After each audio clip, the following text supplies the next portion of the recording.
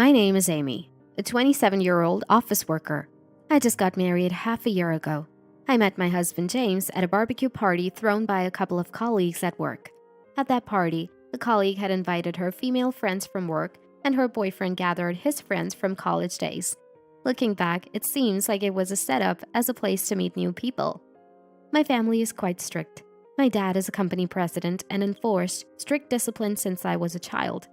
I even had a curfew until high school. I had never been to parties before and felt shy in large gatherings, especially around many men. That day, I mostly talked with the female friends of my colleague. James was the first one who approached me. Amy, the meat here is ready. You haven't eaten much, have you? Don't be shy here. He said this with a smile, creating an easy-to-talk atmosphere, and we quickly hit it off. Thanks to James, who was great at livening things up, I naturally joined the group and had such a fun day that time flew by. On the way home that day, he asked for my contact information, and the next day, I had a great time yesterday. I'd like to meet just the two of us next time. I received that message. Gathering my courage, I replied, "Me too." Immediately after, the phone rang. Really? I'm so happy. When should we do it? Where do you want to go? My heart raced with such exchanges. I was so happy when he asked me out at the end of our first date that I said yes right away. After one of our dates, he was driving me home, and when we arrived at my house, he seemed a bit surprised. Amy comes from a wealthy family. I heard a bit around about it at the barbecue. Wow, what a mansion. Is your dad the president? Yes, kind of. Do you know Davis Group? Davis? Of course, everyone knows it. Wow, so Amy is the daughter of such a big company's president. I'm not really a daughter of anything. No, I wonder if it's okay for someone like me to date you. If you have a fiancé or something, I'd like to know sooner rather than later. He said this seriously. Oh, what are you talking about? There's no one like that, and I want to marry someone I love. I have a brother and a younger brother, so I'm not going to take over. Really? Really. That conversation was only for that moment. Even after knowing about my family, he didn't change, and our relationship continued smoothly. Then, about a year later, he proposed, and after introducing him to my parents, we got married. He's been kind even after marriage. About a month ago, when Mom told me that Dad wasn't feeling well and was going to be hospitalized for tests, he comforted me, shocked and upset, and suggested we go see him in his car. At that time, the test results hadn't come out yet, and Dad, "I'm sorry to worry you. I've just been busy and tired lately," he said with a smile. But that weekend, we were called to gather at my parents' house. My brother's family, my husband and me, and my still single brother. The last time we all gathered like this was at our wedding. A bad feeling crossed my mind, and sadly it came true. Dad had cancer metastasis, and it was already inoperable. No, I was surprised. They said the test results would come in a week, but actually they called me the next day. I got a terminal diagnosis. Dad spoke bravely, with Mom holding back tears beside him. That's so... I couldn't stop crying, and my husband put his hand on my shoulder. My brothers couldn't believe it and couldn't find the words right away. But that doesn't mean I'm dying tomorrow. There's a lot I have to do, not just for the house, but as the head of the company. I need your help with many things. It seemed he was mainly speaking to my older brother. And James, Dad addressed my husband, who was comforting me. I'm sorry for this happening when you're newlyweds. Please take care of Amy. Of course, Mr. William. I'll do anything you need. I cried again at their words. Dad strongly wished not to be hospitalized, so he received palliative care at home. Fortunately, the medication worked well, and Dad was initially not bedridden much, thanks to his willpower. It's hard to believe he's seriously ill. He's so active, Mom said. The secretary, executives, and lawyers were informed, and Dad proceeded with what needed to be done. Mom dedicated herself to caring for him, and my brothers supported Dad both personally and professionally. My older brother, the heir, had built a house near our parents even after getting married, and my younger brother still lived at home. I also tried to stop by my parents' house after work and made sure to visit Dad on weekends. My husband came with me on weekends and said things like, "You don't have to cook dinner on those days you stop by your parents' house," for which I was grateful. One day when I stopped by my parents' house and came back, my husband was already home, and I heard voices from the living room. Maybe he's on the phone? I quietly entered the living room. That's why, probably soon. He won't last much longer. I felt a wave of anxiety. thinking I heard something unsettling. What was that? What does it mean? Whoa! My husband, startled by my sudden entrance, quickly hung up the phone. You're back! Welcome home! I'm home. Hey, who are you talking to just now? What were you talking about? It wasn't about Dad, was it? What are you saying? Of course not. I was just talking to a friend about a game. Remember that gamer guy? But I thought I heard something about not lasting long. That's about the game. He's in a tournament and having a tough time. Something about his opponent running out of items and it's getting risky. Oh, I see. Sorry, I thought you were talking about Dad and got really scared. Amy. My husband gently grasped my shoulder. It makes me sad to be misunderstood like that. I do worry about Mr. William and I still wonder if there's any way to cure him. He said earnestly. That's true. Sorry, James. You're always so kind. I just visited Dad and I guess I was feeling down. I haven't been eating much lately. I see. I'm sorry I can't do more for you during this tough time, but it's not good to always look so sad. Maybe go out for coffee with friends sometimes. You're right. I felt relieved by his demeanor and guilty for doubting such a kind man. Then, a month later, despite our hopes, Dad passed away. Mom, my brothers, and I, who were called, made it in time for the final farewell, having so much to do immediately afterward. From the wake to the funeral and the changes in the company with my brother taking over as president helped distract me from the grief. There was no opposition to my younger brother becoming president, thanks to Dad's trusted senior staff. There are many who will support us. Mom seemed relieved. My brother's character and the way Dad had always valued the company and its employees paid off. The next weekend, the family gathered at the behest of our legal advisor. The primary topic was the inheritance, which was equally divided among the 3 children, amounting to approximately $300,000. I could tell my husband was surprised next to me. I was shocked by the unimaginable amount, grateful, yet wishing more than anything that Dad had lived longer. There were discussions about the company's shares and properties, and the rest was to be continued another time. Exhausted from all the difficult conversations, I headed home. I'm going to rest for a bit, I said to my husband and started towards the bedroom. Yeah, take your time.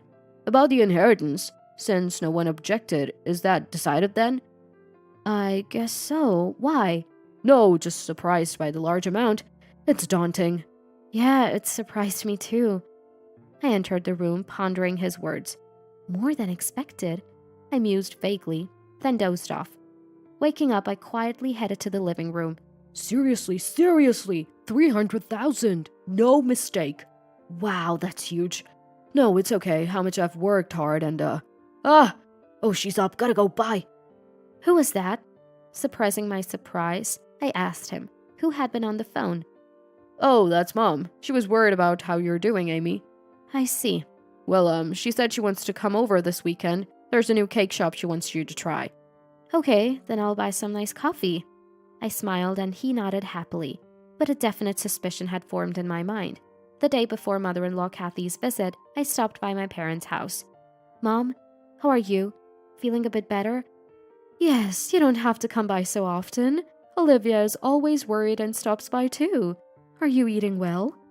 Olivia is my brother's wife, modest yet firm and compassionate. She had been devoted in caring for Dad and supported Mom during the funeral. I think my brother really married a good person. Yeah, don't worry about me. But actually, I have something I want to discuss. Oh, what's up? There's something that's been bothering me. I started to share my doubts about my husband while drinking the coffee Mom had made. Then, the next Saturday, Kathy came over. She had attended Dad's wake and funeral, and this was the first time we met since then.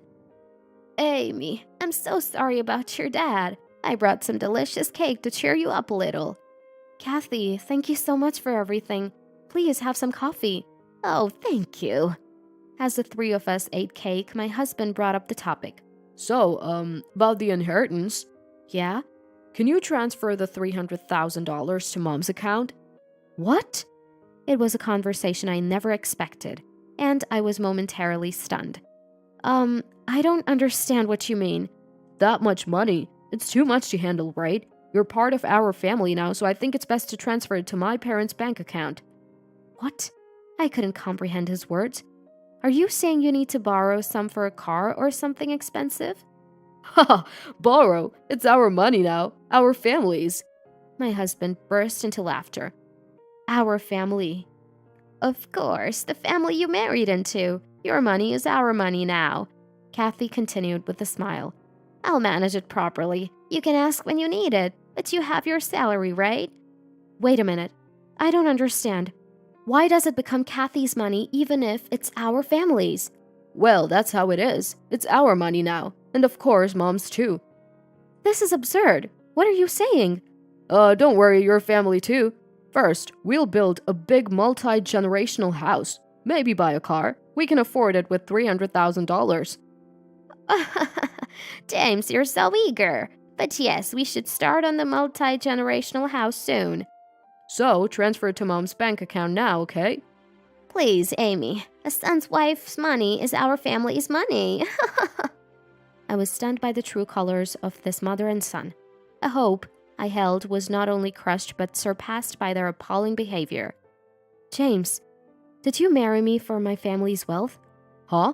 I really do love you. It's just that you're a wealthy heiress, Amy. Huh. When I heard you were an heiress and found out about the big company, I decided to marry you right away. That's right. I welcomed it too. James has always cherished you. Cherished me for my family's wealth? Don't make such a scary face. Once you are married, you're part of the husband's family, so it's natural to hand over the wealth, right? Lucky he got sick so soon. I was shocked. I thought we'd get a lot in the future, but never expected him to go to heaven so soon. What a terrible thing to say! You were hoping for Dad to pass away? I couldn't stop trembling. He got cancer on his own. If he can't be saved, it can't be helped. We just prayed for him to be at peace soon. Yes, it's better for him to pass away quickly and leave the inheritance to his children. That's what Dad would have wanted. James had always seemed to cherish me. So when I heard those unbelievable words on the phone, I thought it was a misunderstanding. It was all an act, I realized. Looking back, I had a seed of doubt. But I thought it was natural to be excited about marrying into a wealthy family and expecting some luxuries. But this was beyond that. Unforgivable. These despicable people. Containing my rising anger, I said, First of all, the money hasn't even been deposited into my bank account yet. It will take about another week for the procedures. I can't transfer it. Said. What a shame. I thought it had already been deposited. Hurry it up, will you? Well, Amy seems to understand our point. Once the money is in, just give it to me and leave the rest to me. Yeah, I'll give you Mom's bank account details later so you can transfer it right away. Saying this, my husband, whom I no longer wanted to call as such, James, tried to put his arm around me. I slipped away from his grasp and managed to stay calm. Please come back next week. When I said that, Kathy replied, Okay, I will. And she left with a smile. Then the day came. The day to let this despicable, greedy mother and son know what they deserve. As soon as they entered the house and sat down, Kathy immediately started talking. Amy, did you get the $300,000? Did you transfer it to my bank account yet? Let's go out for steaks tonight to celebrate. Oh, that's great. With $300,000 coming in, I'll treat you tonight, James. They were both in a good mood. Naturally, since they think they're about to get $300,000, unaware that everything is about to be turned upside down. Then, I have something to report, I said, smiling calmly. I've completed the renunciation of inheritance. What? Their voices perfectly in sync, just like a parent and child. Their expressions, eyes wide open, were identical. What did you say? Renounce the inheritance? Yes, I have renounced it. Don't joke around. Who would do such a stupid thing? Right. Who in the world would willingly give up $300,000? Well, normally people renounce inheritance when it's mostly debt. Exactly. It's absurd not to inherit when there's no debt. Kathy was screaming, her face contorted with rage. Didn't you know? It's not uncommon for business owners to choose renunciation to pass their assets to a specific heir, especially for a long-term stable management. What? How could you? They seemed lost for words. It's not surprising. This greedy duo couldn't fathom the idea of giving away money. In our case, it's my brother who had to take over Dad's position so soon. I plan to support him as his sister. That's foolish. You're being deceived, Amy, by your brother and his wife. Right, his wife must be after the money. I replied to their frantic protests. "Don't compare me to you," with a cold voice. "This is my decision. My brother and his wife even said there's no need for you to renounce. She's a wonderful woman." "If they said you don't have to renounce, then rethink it." "I already said the process is complete. The $300,000 won't come to me." This is, "I won't give anything to a husband and his family who rejoice in the misfortune of my own family." Kathy, pale next to my husband, suddenly looked up. "Incredible. No inheritance. James, we need a divorce. We'll claim compensation in the divorce case." "What?" I exclaimed in surprise. "Of course. You renounced the inheritance without any fault on James's part. Where's the proof that we were happy about your dad's misfortune or after the inheritance? We acted perfectly at the wake and the funeral." Such a slick talker, admitting to their act. "The proof? You just admitted it, didn't you?" "If you stop this nonsense and apologize, I won't divorce you." Then a sudden angry voice echoed in the living room. It's you who should be apologizing. I heard a calm male voice and turned to see Kathy frozen. "Ah, you! Why are you here?" Oh, Dad? James looked surprised too. There stood my father-in-law, Mark. I caught my mother's eye behind Mark and nodded. You've always been vain. I was happy when James married Amy, but I never imagined you were such people. I couldn't believe it until I heard it with my own ears. James, you too. Mark looked truly pained. What? Kathy and my husband looked bewildered. Last week you came here to ask Amy for the inheritance. I heard the whole conversation. What? Everything has been recorded. Today too. What do you mean? James yelled at me. You panicked a few times when I overheard your phone calls. You thought you had fooled me, but I won't be deceived that easily. When Kathy said she was coming, I set my mobile phone to record mode just in case. Indeed, the day before Kathy's visit, I stopped by my parents' house and consulted with my mom and our lawyer. Mom was shocked. Such a thing is unthinkable. I was surprised, but the reality was worse than imagined, and I decided to renounce my inheritance and started the process immediately on Monday. I also contacted Mark, who was shocked to learn of his wife and son's actions and apologized profusely.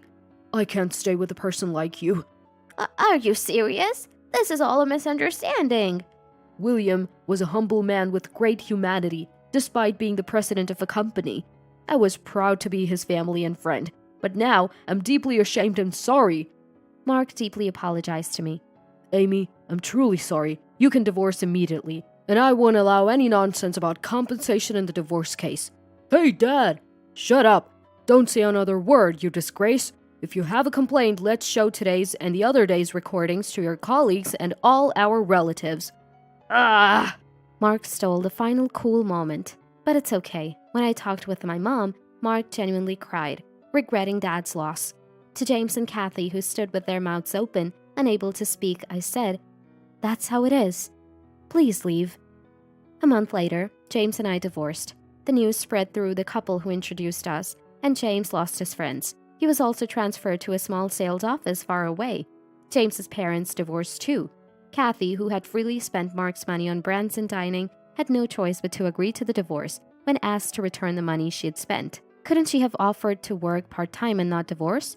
Her refusal to mend her ways and reconcile with Mark shows Kathy's true character.